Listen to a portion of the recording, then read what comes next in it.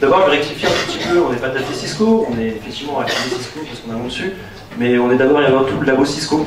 Et si on avait choisi de venir faire le Cloud Day, c'est qu'on voulait présenter une technologie qu'on connaissait sur Cisco, qui était en rapport avec un petit peu le SDN, enfin le cloud. Donc voilà. Donc, présentation rapide, je m'appelle Guillaume, je suis en 4e année SRC, et donc depuis 1 an et demi, je suis en alternance chez Cisco System France. Je ne fais absolument rien qui ait un rapport avec ça. C'est juste que je suis grosso modo sysadmin chez eux, on va dire ça comme ça. Je suis un couteau suisse en fait. Un couteau suisse du réseau. Et voilà. Mais juste pendant l'alternance, j'ai eu l'occasion d'avoir le droit d'avoir une formation sur les produits Meraki. Et j'ai trouvé ça vraiment nouveau parce qu'on n'avait jamais pu avoir l'occasion d'avoir de tels enseignements scolaires, comme au sein de l'EGI ou même avant, pour recherche personnelle. Et je trouvais ça vachement cool et je me suis dit putain, mais pourquoi on n'a pas ça à l'école? Pourquoi on n'explique pas que ça existe ce genre de truc? Parce que c'est vachement marrant et que c'est vachement pratique et que c'est vachement puissant. Donc c'est super. Je remercie encore Aerowaves qui a pu faire la démonstration avant parce qu'elle a pu nous structurer sur un peu la structure, grosso modo, structure, super, et de fonctionnement d'une architecture cloud et de manager en fait ces différents devices depuis une structure unifiée. Et c'est vraiment sympathique d'avoir eu peur ça parce que nous on va pas pouvoir vous donner un insight très technique à ce genre de choses. Par exemple les technologies, savoir s'il y a 2 antennes, 4 antennes, 6 antennes, qu'est-ce que ça fait avec, ça je pourrais pas vous répondre. Par contre après ce qu'on va pouvoir faire c'est qu'aujourd'hui on va pouvoir vous présenter une démo. Donc une démo vraiment de le produit finalement, qu'est-ce que c'est Cisco Meraki. Il est dans le SysLab actuellement, donc dans le labo Cisco. D'ailleurs pour ceux que ça intéresse à la fin, on pourra faire des démos un peu plus spécifiques si vous voulez revoir des choses spécifiques que vous n'avez pas très bien compris ou que vous voulez faire une news et péter le réseau de l'école. Voilà. C'est facile. Ça c'est facile. Ouais, oui, bien sûr, on peut tout péter de toute façon. Voilà. Voilà. Donc aujourd'hui, j'ai l'honneur d'être avec Michael. Donc voilà, je m'appelle Michael également. Et comme la plupart d'entre vous, je suis en 4e année en SRC. Donc quand on a entendu parler du Meraki Cloud, Guillaume et moi on avait l'idée de vous faire une brève introduction sur le networking management de Cisco Meraki. Et donc moi également, je suis en alternance à Cisco System France, où je fais essentiellement du scripting Python, où mon rôle est de coder des API qui vont directement communiquer avec les outils Cisco. Donc je parle du CS, CSR, voire ACI. Donc je pense qu'on peut commencer. Guillaume, tu veux prendre la main? Ouais. Alors, rapidement, hop, step down. Ok. Meraki, comme un peu ce que fait Aerowaves, c'est un dashboard. Je vais venir un peu plus tard. Le but du jeu, c'est de pouvoir contrôler donc, les technologies SDN, donc Software Defined Network, ce genre de choses. Donc c'est-à-dire arriver à contrôler différents types d'équipements, que ce soit donc, des switches, des AP, des security appliances, qui sont des routeurs, des firewalls, enfin un paquet de ce genre de choses, et qui offrent par-dessus des services, type du MDM, ce genre de choses. On vous expliquera ces différentes parties plus loin dans la présentation. L'avantage de tout ça, c'est de pouvoir unifier et centraliser la configuration de vos équipements et d'avoir sur une seule interface web, ou une seule interface, une seule interface web, la configuration de tous vos équipements au sein de votre entreprise, qu'elle soit monosite ou multisite. Donc c'est assez puissant. Donc voilà. On va commencer directement avec tous les slides de présentation de chaque équipement. Donc, d'avoir un petit coup d'architecture.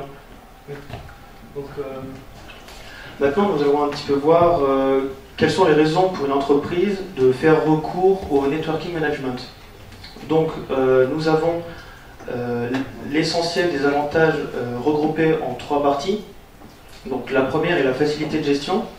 Grâce à cette facilité de gestion, nous allons voir un dashboard où l'ensemble des équipements sont centralisés sur une seule interface. Donc, par exemple, je suis une société qui possède différentes agences un peu partout en France, par exemple Paris, Nice, Lyon. Avec une seule interface, n'importe où je suis, je peux configurer les 3 sites. Autre avantage dans la facilité de gestion, c'est le changement de matériel effectué. Bon, même les meilleurs matériaux qui existent au monde, au bout d'un moment, ils s'usent et meurent. Chez Cisco Meraki, tant que la licence est active, eux, de leur côté, voient qu'il y a un défaut dans l'appareil, envoient un nouveau, vous avez juste qu'à unplug l'ancien, rebrancher le nouveau, et la conf redescend sur le nouveau. Il n'y a rien à faire. Dernier point dans la facilité de gestion, c'est en fait, c'est l'une des grandes forces même de Cisco Meraki. C'est une interface très intuitive. En 10-15 minutes, on peut très rapidement monter une architecture avec de l'adressage, du VLAN, du traffic shaping, du content filtering, et même un réseau Wi-Fi plutôt pas mal. Bon, pas aussi bien que... Bref. Deuxième partie, l'extensibilité. Ce que monsieur a appelé scalabilité. Là encore, Cisco, donc grâce à cette partie, on va pouvoir facilement ajouter des devices. Donc pour chaque matériel qu'on achètera, donc il y aura une licence avec un numéro de série. On ajoutera simplement ce numéro de série sur une interface, donc sur la même interface où l'ensemble des équipements sont répertoriés, et en l'espace de 2-3 minutes, nous avons le matériel qui est prêt à l'usage. Pour la je crois que c'est bon. Non. Alors, quand on a une licence de Meraki, en fonction du temps qu'on aura voulu et prédéfini, on aura un accès immédiat à toutes les nouvelles fonctionnalités qui seront développées par Cisco Meraki. Alors, il faut savoir que ces fonctionnalités ne vont pas changer le comportement du routeur, ou du switch ou de l'AP, mais uniquement rajouter à l'utilisateur de nouvelles fonctionnalités qui vont lui permettre de voir un meilleur visuel sur le trafic et des meilleurs visuels sur le trafic. Enfin, la dernière partie, c'est l'économie de coût. Alors l'économie de coût, on le voit tout de suite sur le court et long terme, car avoir une interface où on a accès à tout instantanément et n'importe où va nous déjà, dans un premier temps, permettre de gagner de la main-d'œuvre. Donc pas besoin d'avoir par exemple 2-3 admins sur site, un seul pourrait suffire. Et aussi un gain de temps assez considérable. Guillaume, si tu as quelque chose à dire sur cette partie aussi. Ouais, typiquement, ce qu'on a pu constater un peu en jouant avec, c'est que ce qui est assez cool, c'est que vous pouvez configurer votre équipement avant même de l'avoir physiquement, et que le jour où vous l'avez physiquement, vous le branchez, comme un peu ce que expliquait notre collègue de chez Hero. C'est qu'il suffit de le brancher, et quelqu'un qui est absolument pas opérationnel, qui branche juste dans son retailer, qui branche juste son AP, ce genre de choses, bam, sa conf, il la récupère, il va la chauffer, et c'est terminé, ça fonctionne. Et ça marche pas, de toute façon, il y a un mec en administrateur qui est sur sa console, qui vérifie que tout fonctionne bien. Et donc il n'y a pas besoin d'avoir une intelligence locale pour savoir, attendez, il faut que je prenne mon câble console, il faut que je connecte mon interface, que je mette une IP, HTTP, statique, ce genre de choses. On oublie tout ça. Donc voilà. Donc c'est ça, en termes de déploiement, ça permet des grandes prouesses. Et c'est vraiment super sympa. Ok, next. Donc maintenant on va parler un tout petit peu et rapidement sur l'architecture cloud de Cisco Meraki. Donc le premier élément qu'il faut disposer, c'est donc d'une connexion WAN, sinon on ne peut pas configurer les routeurs. Alors là vraiment là-dessus, les équipements de Cisco Meraki se contentent même d'une petite connexion de 56K parce que les fichiers de config sont entre 1 et 3 kilobits, donc c'est vraiment très petit. Donc l'extensibilité, j'y suis venu tout à l'heure. Donc la fiabilité, donc là aussi c'est une grande force de Meraki parce que l'interface cloud, elle est donc accessible n'importe où, et donc du coup il y a une haute disponibilité du fait qu'il y a plusieurs centres de données qui supportent l'interface. Ah oui, c'est peut-être important de le dire aussi. Donc même si les routeurs n'ont pas accès à une interface WAN, à un réseau WAN, ils peuvent toujours fonctionner. Il n'y a pas de problème. Mais notamment, pour les configurer, on peut toujours... en fait, ils ont à disposition des interfaces 3G et 4G, donc ils peuvent aller chercher une autre connexion ailleurs et chercher la conf. Voilà. Partie sécurité peut-être? Ouais. J'ai rajouté quelques petites choses là-dessus. Donc déjà, le mot qui est important à comprendre, mais c'est le cas de pas mal de technologies cloud, c'est que c'est out of band, donc hors bande. C'est-à-dire que toutes les configurations, toutes les données, ce genre de choses, sont en dehors des données clients. Les données clients ne passent pas par le cloud, dans ce genre. C'est déjà un, parce qu'en termes de capacité, ça serait pourri, et de deux, qu'en termes de sécurité, c'est encore plus pourri. Donc voilà. Après, ce qu'on disait, c'est effectivement, c'est qu'on a beau configurer les équipements depuis l'interface WAN, effectivement, si vous n'avez plus d'internet, ben vous ne pouvez plus configurer vos équipements. Vous pouvez continuer à les configurer, et le jour où il y a le WAN qui remonte, la con va redescendre, mais tant que vous n'avez pas l'interface WAN, il ne se passera rien. La petite astuce, effectivement, c'est que la plupart des routeurs, enfin même 100% des routeurs Meraki ont une interface 3G, 4G. Au début, c'est qu'un dongle pour les plus petits, avec les plus gros, bon, c'est déjà inclus dedans, qui vous permet directement de garder tout en interface WAN pour ce genre de choses. Quand on parle de sécu ici, on ne parle pas forcément de sécurité de service, tous les services de sécurité qu'on va pouvoir développer, c'est plus la sécurité donc, de la plateforme d'exécution et des niveaux de conformité qu'on va pouvoir y accorder. Si jamais ça intéresse, il y a une adresse qui s'appelle merakicisco.com/trust où il y a pas mal d'informations de sécurité si ça vous intéresse. Encore une fois, c'est un peu comme ce que proposait Eurowise avec tous les problématiques de souveraineté nationale. Toutes les données, le cloud est en Europe et hébergé maintenant en Europe, ce qui n'était pas le cas avant, maintenant ça l'est. En termes d'architecture de redondance de service, si mes souvenirs sont bons, on parle de shards. Chez Meraki, c'est donc des éclats de serveurs. Et ils donnent pour chaque serveur cloud, il y a 3 redondances. C'est-à-dire que vous êtes redondant local sur chaque data center et chaque donnée sont réparties sur 3 autres data centers. Donc il faut péter pas mal de data centers pour avoir des services.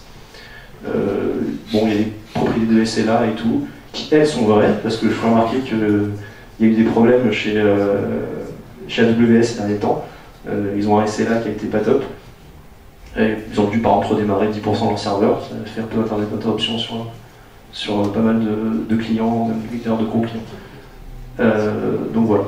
Après, il y a des choses qui peuvent vous intéresser, on ne va pas forcément les expliquer, mais le PCI, c'est assez intéressant, c'est de tout ce qui est... alors, peut-être que vous pourrez me confirmer que je ne dis pas de bêtises, mais c'est grosso modo, c'est tout ce sont des normes qui permettent de vérifier que votre réseau, et a fortiori votre réseau Wi-Fi, est compliant donc rempli des normes pour pouvoir passer des achats en ligne, ce genre de choses, et que la sécurité de ces utilisateurs qu'il n'y ait pas de compromis, ce genre de choses. Voilà. C'est une notion qui est assez intéressante, c'est pas propre forcément à Meraki, c'est juste que Meraki met des outils qui permettent de vérifier que le réseau est compatible. C'est tout. J'oublie, mais si vous avez des questions, même si on ne sera pas aussi fort pour les répondre, vous pouvez... Rapidement, la gamme de produits. Alors, pour profiter pleinement de la solution Cisco Meraki, il faut déjà au minimum avoir des bornes Wi-Fi, au moins une, un switch et un routeur. Donc, pour les bornes Wi-Fi, donc on a 2 catégories, les bornes intérieures et les bornes extérieures. Donc là, je ne pense pas avoir besoin d'expliquer la nuance. Les bornes Wi-Fi sont symbolisées par la lettre MR et en fonction du modèle, donc 18, 26, 34. La seule chose qui change entre les bornes Wi-Fi, c'est leur capacité, donc leur interface, leur vitesse augmente, et le nombre de clients aussi, pour les supporter par interface.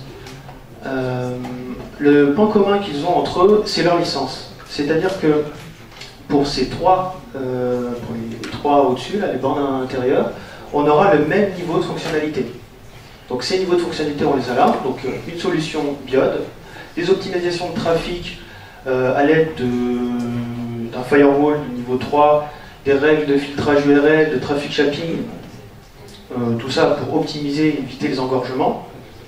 Un accès invité, donc par exemple vous recevez un client et vous n'avez pas envie qu'il ait un accès sur plusieurs services de votre société, vous pouvez le mettre sur un VLAN poubelle où il a tout simplement un accès WAN et puis c'est tout.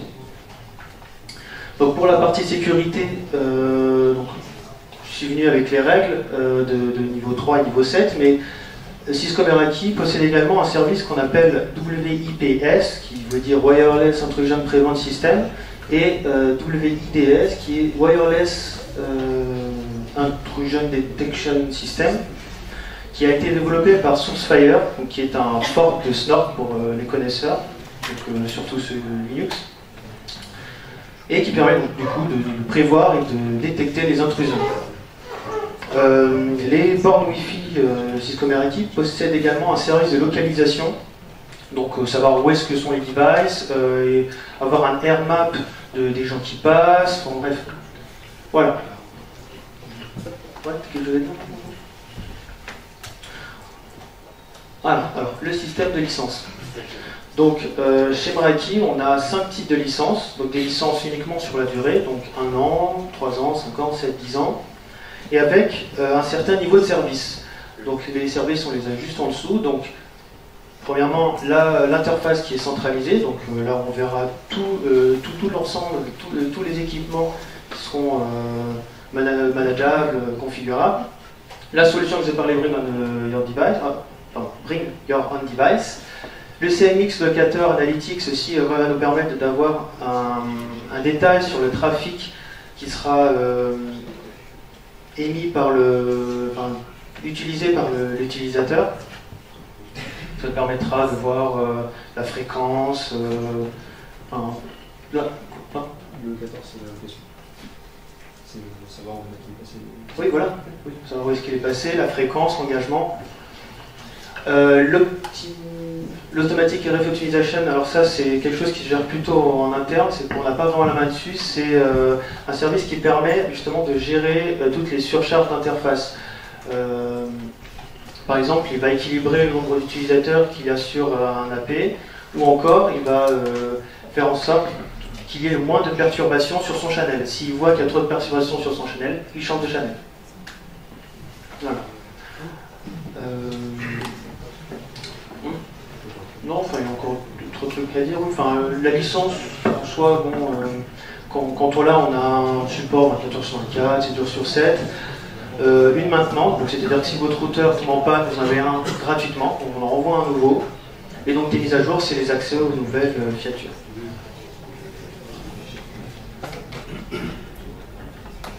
Donc les routeurs. Les routeurs, ils sont modélisés par la lettre MX. Donc il y a MX60, donc 6 modèles. Donc ils vont d'une gamme juste pour simple utilisateur jusqu'à des data centers, du cœur de réseau. Donc leurs principales fonctionnalités, donc elles sont quasiment identiques à celles d'un routeur standard. On a des règles de firewall, donc toujours des niveaux 3. Là ils ont un petit truc en plus, c'est les niveaux 7, donc tout ce qui est, comme je disais tout à l'heure, content filtering, traffic shaping, donc filtrage de contenu comme je vous avais dit, donc du site du VPN site to site, d'optimisation WAN et de l'agrégation de liens. Ouais. Quand on dit routeur, c'est un peu plus large que ça en fait. On est d'accord que le MX, on appelle MX, c'est pas vraiment un routeur, parce que quand on dit routeur, c'est un truc qui sert à router. Un firewall est un firewall, un routeur est un routeur. Par abus de langage, on les remet un peu ensemble, mais c'est pas le cas. Le MX, c'est une agrégation de tout ça. C'est un load balancer, par exemple, pour voir dans votre réseau, un agrégateur WAN qui vous permet d'agréger des liens WAN. Vous avez aussi de tout ce qui est serveur cache, par exemple, serveur Mixfront, serveur cache, c'est-à-dire optimiser le trafic web. C'est-à-dire qu'on s'aperçoit que l'utilisateur télécharge toujours la même vidéo YouTube, il va commencer à arrêter d'aller chercher à chaque fois sur le point de peering YouTube, il va plutôt commencer à cacher au niveau du routeur pour optimiser le trafic, pour une station web, voilà tout ça. Ça, on prend tout ça, on l'écrase, et on fait une seule boîte, et ça s'appelle un MX chez Meraki. Voilà. Donc c'était juste pour donner un peu de compréhension de pourquoi sur un routeur on a du firewalling, on a du traffic shaping, on peut vérifier des règles de niveau 7, etc. On retrouve également le service d'intrusion, gestion des intrusions développeurs Sourcefire, également compatible sur les MX. Donc voilà, voici un peu les modèles qu'on trouve à l'heure actuelle chez Cisco Meraki. Donc le MX60, celui qui est dans le labo actuellement, le MX80, 100, 460, et ils affichent quasiment tous le même niveau de fonctionnalité, à part qu'ils ont des capacités beaucoup plus grandes, ils peuvent supporter plus de clients, plus de vitesse. Ok. Ouais, le user, c'est le user VPN. On a également un petit bébé qui s'appelle le Teleworker Z1, et lui c'est justement pour faire du VPN. Voilà. C'est un module VPN en soi, non? Voilà.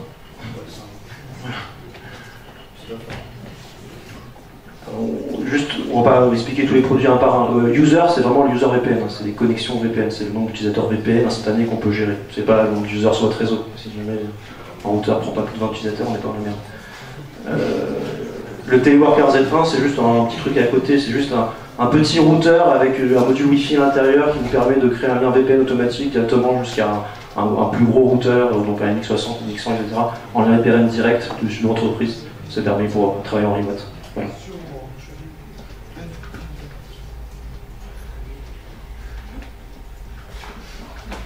Alors dernièrement, Cisco Meraki ont sorti des licences un peu Premium Plus qui donnent un accès à une plus grande souplesse de configuration, notamment pour les services Sourcefire, IPS, DDS, avec un antivirus et des nouvelles règles pour le content filtering.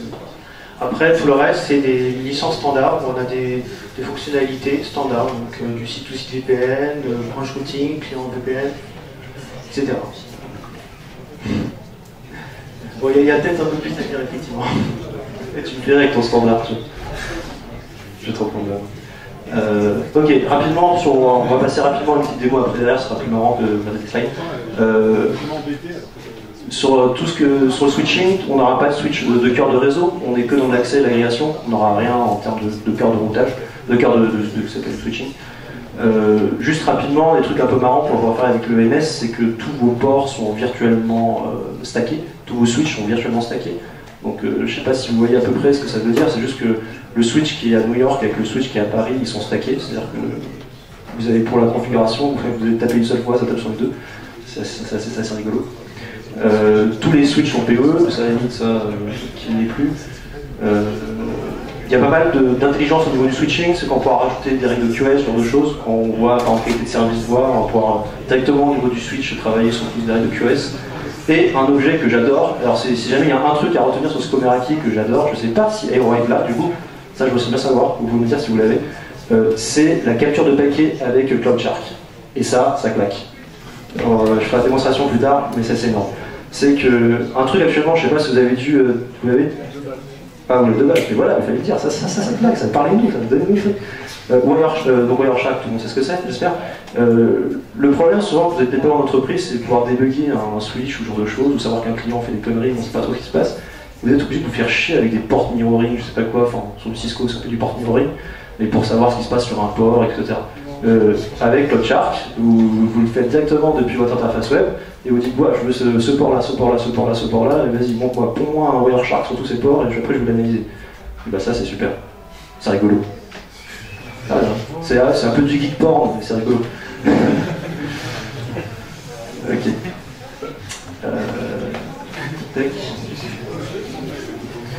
Bon, rapidement, voilà, dans les games de Switch, on va pas retaper 400 fois les choses que tout le monde connaît. Enfin, grosso modo, on a des Switch de base avec qui gèrent que du L2. Il faudra monter rapidement dans les gammes avec du L3 et tout est. On passe aux ports giga, des ports 10 gigs, jusqu'à même des ports cuivrés ou ports optiques. Voilà. Je pense que je vais pas rajouter grand chose là-dessus. On va passer rapidement.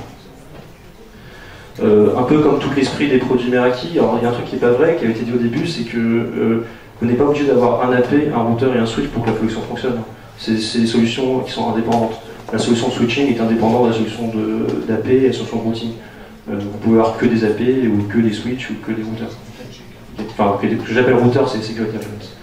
Voilà. Donc les licences, le licensing, c'est on s'en fout un peu, mais grosso modo ça va de 1 à 10 ans et ça permet de juste toutes les nouvelles features qui sortent et toutes les mises à jour sont faites automatiquement.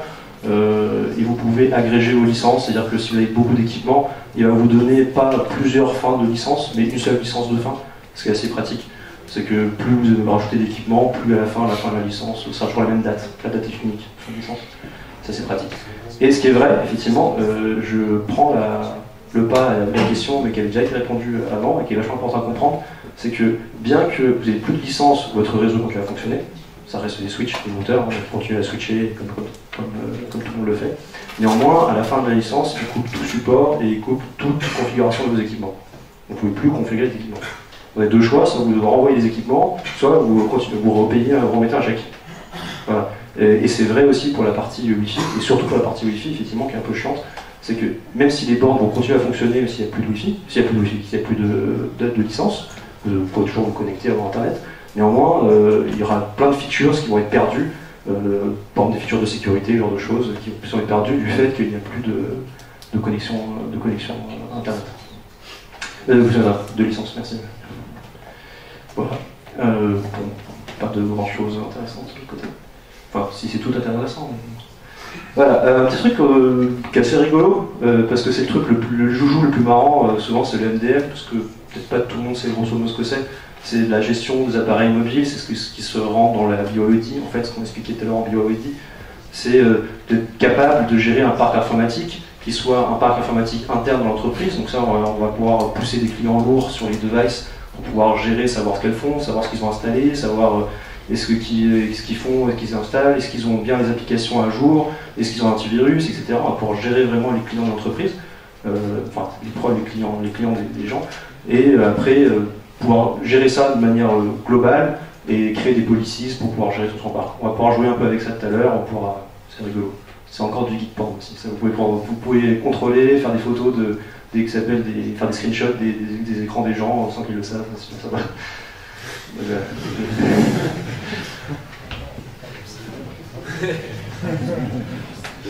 On y va. Tu peux passer. Tu commences. Donc on va commencer par la démo des bornes Wi-Fi. Je vais juste prendre la main juste pour présenter la démo. Alors, ça c'est le dashboard. C'est donc l'application web unique qui vous permet de configurer et d'avoir un visuel sur votre réseau en temps réel, avec Cisco Meraki. C'est l'interface unique de configuration, c'est rien d'autre.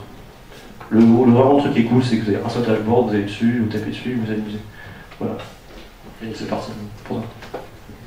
Ok, donc si tu vas dans organisation de l'ordi. Ah c'est bon, t'es en l'étude. Ok. Donc ici, alors si tu cliques là, donc on arrive à géolocaliser l'ensemble des équipements de l'infrastructure sur un Google Maps simplement. On a un mode plan, mode satellite, et on peut voir l'ensemble simplement. Donc c'est assez sympa. Pardon ? Ouais, petit problème avec internet là, par contre. Bref. On peut passer au reste du coup. Donc voilà, avec le chat analytique. Toujours dans l'organisation.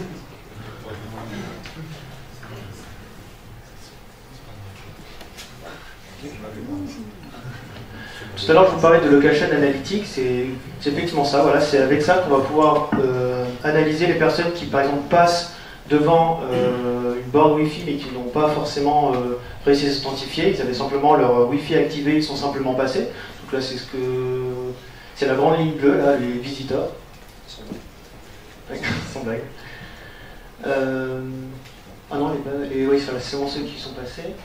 Après, on a d'autres graphes qui sont donc ceux qui ont réussi à s'y connecter, ils sont restés 6 heures, une à 6 heures, 20 minutes, etc. Et ceux qui sont venus plusieurs fois, de façon assez récurrente. Donc c'est assez sympa pour voir un petit peu le visuel, quelle est la surcharge. Enfin, voilà. Ensuite, le prochain map.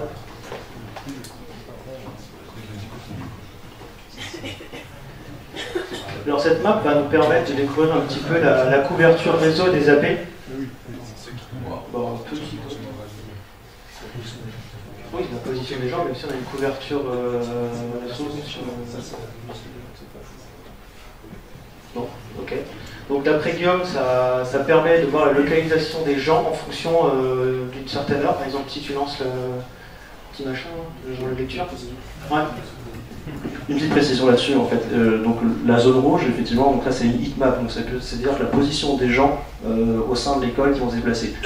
Pour une petite précision, on n'a qu'un seul AP, donc du coup en termes de précision c'est Dana, parce qu'on ne fait pas de triangulation avec un seul AP, c'est pas possible. Du coup, c'est juste basé sur la force du signal, et ça veut absolument rien dire. Il suffit qu'il y ait un petit mur et la personne est à 200 mètres alors qu'elle est en face de vous. Donc voilà. Donc c'est juste pour vous donner une idée de ce qu'on est capable de faire. Si on avait une densité d'AP qui était plus importante, on pourrait arriver à des choses beaucoup plus granulaires au niveau d'un étage, au niveau d'un magasin, au niveau pas au niveau d'un stand d'un magasin, mais au moins au niveau d'un magasin, ça c'est sûr. On a à peu près à entre 5 et 3 mètres à peu près de précision. Voilà, je continue, excuse-moi. Donc ensuite, dans wireless, ma plan floor plan.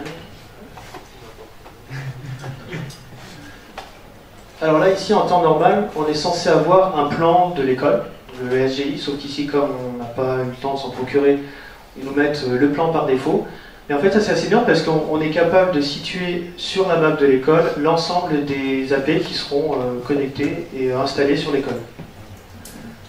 Encore un truc à dire? Non, tu me dis, hein. Chaud. Edit, pas dans Edit Access Point. Voilà. Donc ici, on va avoir un monitoring de l'ensemble des access points manageables sur l'interface. Donc on aura en pourcentage et en mégabits, là on n'a pas en pourcentage, uniquement en gigabits, l'usage de la bande passante, le nombre de clients, là on peut voir qu'il y en a 13, et l'état de la connectivité en fonction d'une durée. Donc elle est personnalisable, bien entendu, on peut rajouter des champs si on le souhaite, ou en retirer en fonction de notre use case. Voilà, par exemple, on vient d'ajouter l'adresse MAC, ouais, ça peut être sympa. Donc si j'édite les configurations, vas-y.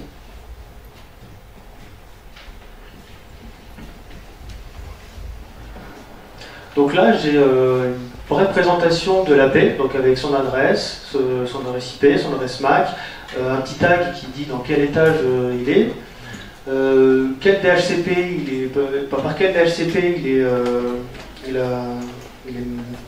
adressé, voilà, merci. Et descend un peu bas pour voir si on peut avoir un visuel du trafic. Et voilà, on a également un petit visuel du trafic sur 1 minute, je crois, non, c'est ça? Ouais, sur 1 minute, mais je pense qu'on peut le changer, moi j'espère. Donc on peut faire après tous les trucs standards, donc ping, ARP table, mais tout en visuel. Donc pas besoin de console, ici on a une interface qui fait tout. Voilà. Maintenant je peux aller sur Network Web, client.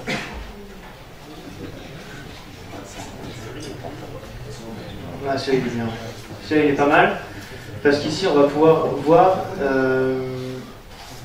donc déjà tous les clients qui sont déjà connectés uniquement sur l'AP et en Wi-Fi et en filière sur l'infra, sur le réseau, et avoir des renseignements un petit peu sur où est-ce qu'il est allé, quel port il a utilisé.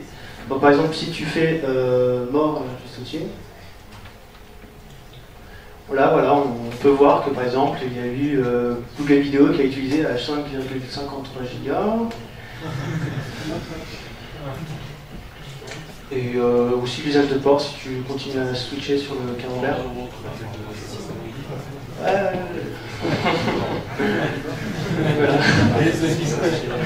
En fait, c'est la droite chez moi.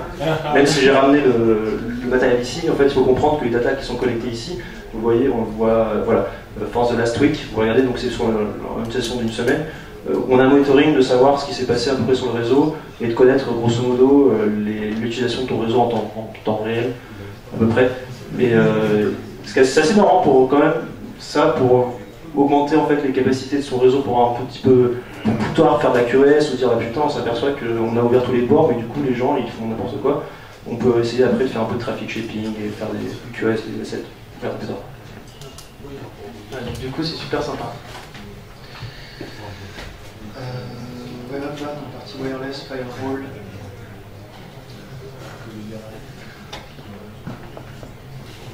Donc ici, tout comme le routeur, on peut, sur la borne Wi-Fi, configurer un firewall. Donc un firewall avec des règles de niveau 3, mais aussi de niveau 7. Donc dans le niveau 7, on va avoir du filtrage de contenu. On pourra dire, je ne veux pas que mes étudiants aillent sur des sites de file sharing, de peer-to-peer, de social web, enfin voilà. Et aussi du filtrage de contenu. Si tu descends un petit peu, je crois qu'on va... Enfin, du traffic shaping, pardon. Si tu descends un peu, voilà. Voilà, par exemple, ici, on a limité la bande passante lorsque les gens vont sur Facebook. On l'a limité par utilisateur, par utilisateur à 2 mégabits. Ça peut être sympa. Pour bloquer un petit peu les gens, vous embêtez.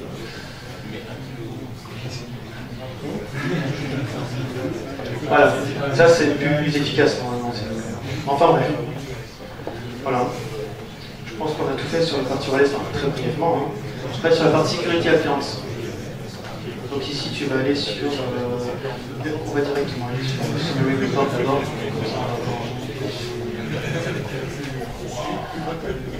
Donc ici normalement c'est censé être votre page d'accueil du dashboard parce que vous avez le visuel sur tout, plus ou moins. Enfin, très brièvement en fait. Vous avez l'usage qui est représenté, les clients les plus consommateurs, le mapping. Après si tu as entendu quelque chose à dire là-dessus, enfin, c'est uniquement, enfin je ne sais même pas si c'est configurable d'ailleurs. Non.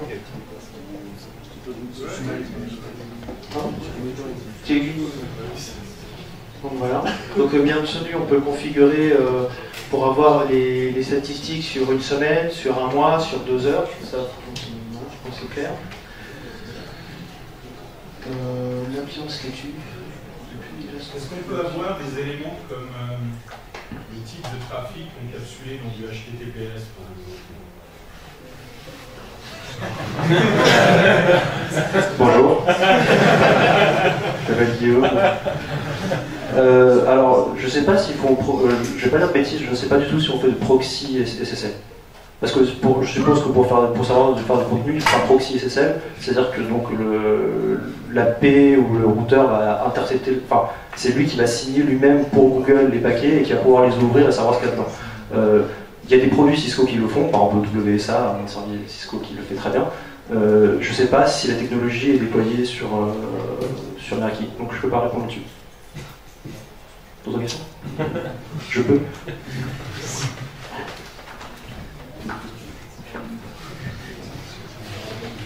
Donc là, tu es bien sur la plan de statut. Ok, donc voilà, un petit peu, très rapidement, les informations basiques de... Pardon? Donc là, on retrouve également les informations essentielles du routeur, donc toujours avec son IP, sa MAC, son network usage donc, et son statut en fonction de la période, son état où il a été connecté ou non. Les informations sur le DHCP ELIS, faire un ping, traceroute, pareil, rien de spécial. Avoir un visuel également sur les interfaces qui sont connectées. Un bien particulier. Enfin, on va faire le groupe policy. Alors cette partie elle est très intéressante parce que ces groupes policy, on va pouvoir les affecter à un ou plusieurs VLAN. Dans ces groupes policy, par exemple, si tu cliques sur Student, Thomas, on va pouvoir appliquer le même genre de règles qu'on avait sur nos bornes Wi-Fi. C'est-à-dire, en plus, avec, si on souhaite, du scheduling. Donc, en fonction des heures, je peux appliquer ces heures ou pas. Donc, on retrouve nos règles de niveau 3. Donc là, par exemple, on a simplement créé une règle toute basique qui consiste à interdire la communication inter-VLAN. Si je descends encore un petit peu. Et là, on retrouve voilà, quasiment les mêmes règles qu'on avait depuis le départ. Donc, le content filtering, là, à peu près les mêmes règles. Là, j'en fais juste le gaming en plus. Et le traffic shaping, où là, je suis allé un petit peu plus dans le détail, où j'ai un traffic Spotify, Picasa, Contract, etc. Où j'ai limité la bande passante à 100 kb. Voilà.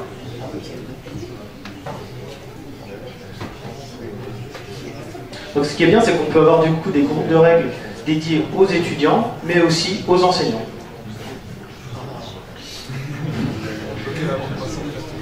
Voilà. Ouais. Donc je donne la main à Guillaume.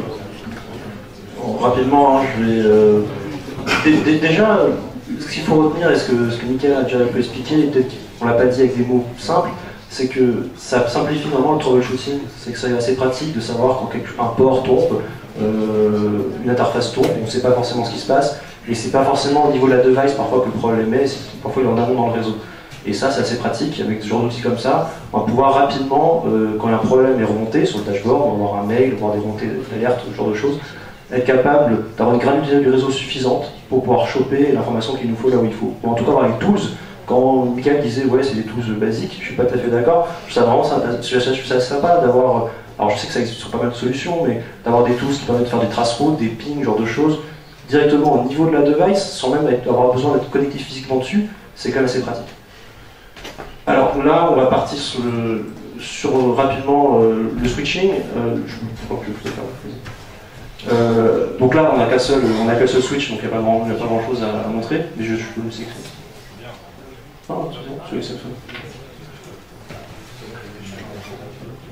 Ah, donc au niveau des switches, on va retrouver à peu près un peu tout le même nombre de features qu'on avait avant, que Michael a pu présenter. On va retrouver donc toutes les utilitaires de management, donc statut, donc tout ce qui est IP, ce genre de choses. Voilà, ça commence à devenir intéressant au niveau de la représentation graphique. On pourra déjà voir que là, donc il y a un petit éclair, c'est que j'ai un port PoE qui est activé, ça tombe bien, j'ai une port Wi-Fi. J'ai un petit port bleu qui me dit attention c'est un uplink, celui-là faut faire gaffe, si tu le vires, t'as plus internet. Voilà ce genre de choses. Je peux voir la liste des ports. Je port list. Merci. Et voilà, donc du coup avec voilà rapidement avec un petit discover CDP ou LDP, on chope directement derrière la device qui est connectée. Ça c'est super sympa pour faire un peu de troubleshooting, pour peu que le CDP soit activé sur la device qui soit derrière. Donc voilà, donc avec des petites règles rapides. Ça permet d'avoir une interface rapide, de savoir ce qui se passe. On va pouvoir aller un peu plus loin, un peu plus tard. Tu veux cliquer sur un port, par exemple le port de la bande Wi-Fi. Donc voilà, donc là maintenant on est au niveau du port. Donc là en termes de granularité, vous le voyez en haut en fait, switch 1, port 7 du switch 1. Donc là vraiment on voit un peu la granularité. On est arrivé au niveau du port, on voit les clients qui voient connectés sur ce port-là. Donc les Macs qui retrouvent cela, bon, je trouve qu'il n'y a pas d'autres personnes connectées derrière, donc du coup il n'y a que la bande pour l'instant, donc c'est pas très intéressant, il n'y a pas grand chose à montrer. Si ce n'est que, comme je vous ai expliqué tout à l'heure, on va pouvoir faire un peu de capture de paquets sur des ports pour s'amuser un peu. Ok, sur le switch on va faire que ça, on va faire un peu de capture de paquets du coup justement. Donc c'est dans Network Wide. Non, Network Wide. Ah, ok, juste à gauche. Bon, pour montrer que je ne vous ai pas enfloué. Non, juste.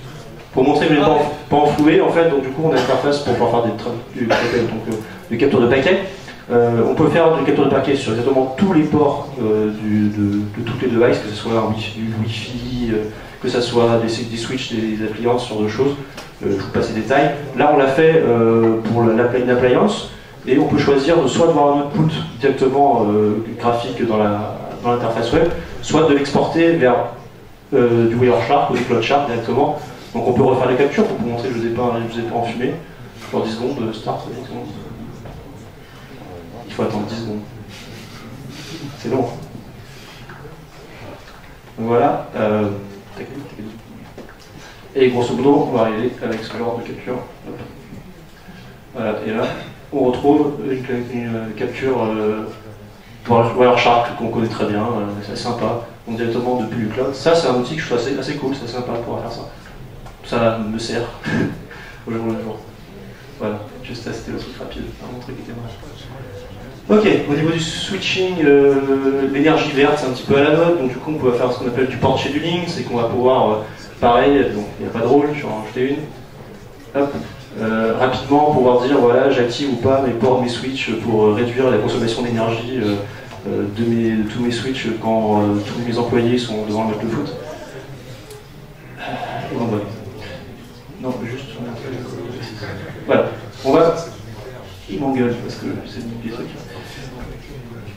Voilà, la partie un peu marrante, qui est plus marrante parce qu'elle est plus graphique. Alors l'autre partie pour moi était plus intéressante que celle-là parce que celle-ci je m'en moque un peu, mais elle est assez rigolote parce que c'est ce qu'on appelle le MDM. Donc c'est tout ce qui va être la gestion de l'utilisateur, c'est tout ce que tu rentres en bring your device. Actuellement, c'est une gestion lourde, c'est-à-dire qu'il faut qu'il y ait un client lourd qui soit installé sur le device que vous voulez administrer. Donc par exemple, que ce soit vos Android, iOS, ce que vous voulez, macOS, Linux, on s'en fout en termes de device.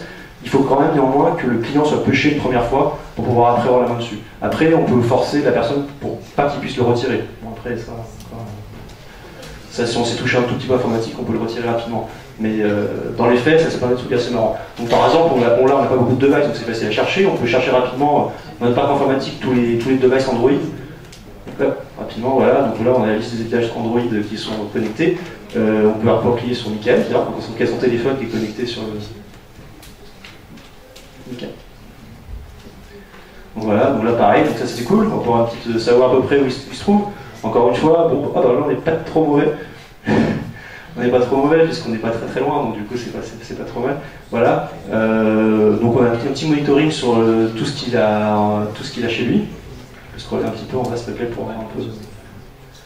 Donc voilà, donc ça c'est sympa, donc ça bien sûr ça c'est pour un utilisateur, donc pour l'avoir sur l'ensemble utilisateur. Donc connaître qu'est-ce qu'il a téléchargé, qu'est-ce qu'il utilise comme il a Tinder, c'est Michael le show gosse @75.fr. Pour info, j'ai déjà désinstallé. Mytho, déjà testé dessus. Là qui veut se dire, j'ai déjà installé quand même. C'est fort quand même.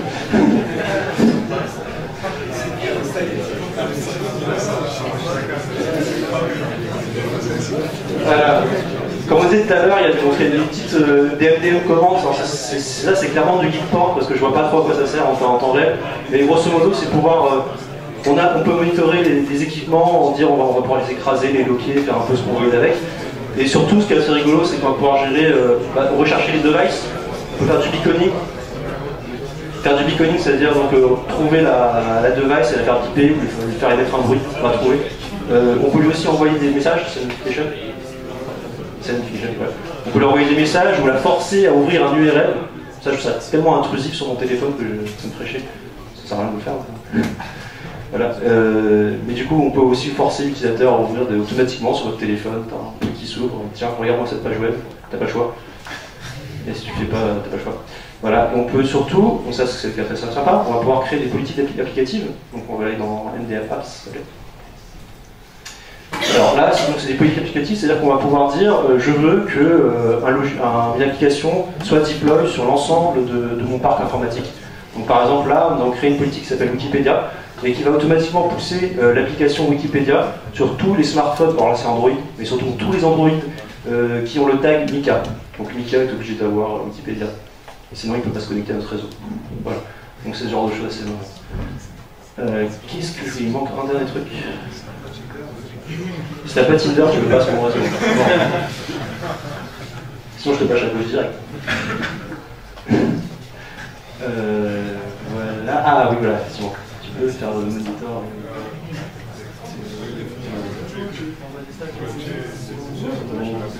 Ah, il est pas connecté. Ouais, c'est marrant, des trucs un peu rigolos, c'est qu'on peut faire du remote desktop sur les machines qui sont loquées. On peut aussi faire des commandes live, envoyer des commandes live directement. On est en 16 routes sur la machine, c'est un peu bourrin, je trouve. Mais un poil bourrin. En termes de sécurité, je sais pas trop ce que ça vaut. Mais c'est assez rigolo. Donc voilà, et on peut aussi faire des screens directement. Donc, pour nous, c'est tout en termes de présentation globale. Après, si ça vous intéresse, au-delà des questions, bien sûr, on va continuer cette démo, on va continuer à faire muse un peu avec ça dans le lab Cisco. Donc si ceux que ça intéresse, ils pourront rester une demi-heure ou poser des questions ou directement, si vous voulez travailler un peu dessus, regardez un petit peu comment ça marche, parce que ça peut vous intéresser pour un projet annuel, ce genre de choses, on peut en parler de ça. On est ouvert à ce genre de questions. Rapidement, je place une information, c'est que aujourd'hui on est censé pouvoir vous proposer un workshop, c'est-à-dire qu'on avait 2 pods dédiés avec, il fallait monter une infrastructure classique avec des tunnels VPN entre les 2 pods pour vous montrer à quel point en une demi-heure on peut tout monter tranquillement. Sauf qu'on n'a pas ça aujourd'hui parce que Meraki est un petit peu overrun ces derniers temps. Et donc du coup, néanmoins, c'est un événement qui va se passer à l'école, donc c'est l'association Cisco qui le fera. Et on vous proposera à ce moment-là de pouvoir venir participer à ça pour que vous puissiez vous configurer ce que vous voulez et vous amuser un petit peu à créer des society privées. Parce on n'a pas parlé vraiment de Wi-Fi, mais il y a beaucoup de choses à faire en Wi-Fi, assez rigolotes, à créer des splash pages rapidement pour forcer les gens à se connecter avec leur page Facebook pour après pouvoir récupérer toutes leurs informations. Et une info qui passe souvent, c'est que, comme le disait monsieur chez HeroX, c'est tout à fait vrai, la connectivité avec le compte Facebook, c'est un truc qui est ultra à la mode. Pourquoi? Parce que derrière, ça rapporte un max actuellement. Mais vraiment un max. Il y avait un chiffre qui tournait que, par exemple, c'était, donc si je ne me trompe pas, c'est, je ne me rappelle plus l'entreprise, c'est pas grave, je reviendrai dessus. mais qui disait qu'à peu près sa rentabilité c'était 157 $ par clic. À chaque fois que quelqu'un se connectait, en moyenne, il générait 157 $. Pas en moyenne, en répercussion indirecte. Parce qu'au moment où vous cliquez oui, je veux me connecter avec une franchise Facebook sur votre réseau Wi-Fi, le mec derrière Facebook lui balance qui il est.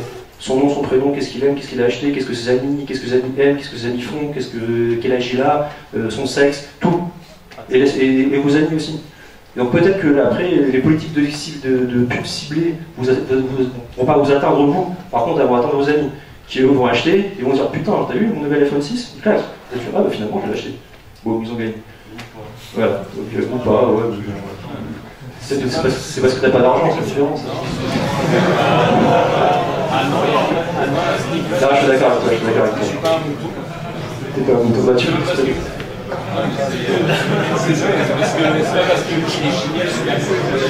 Ouais, je suis d'accord avec toi. Dans les faits, je me la pète, mais moi j'ai un téléphone. Ma petite sœur, elle a un iPhone. Bah, merci en tout cas.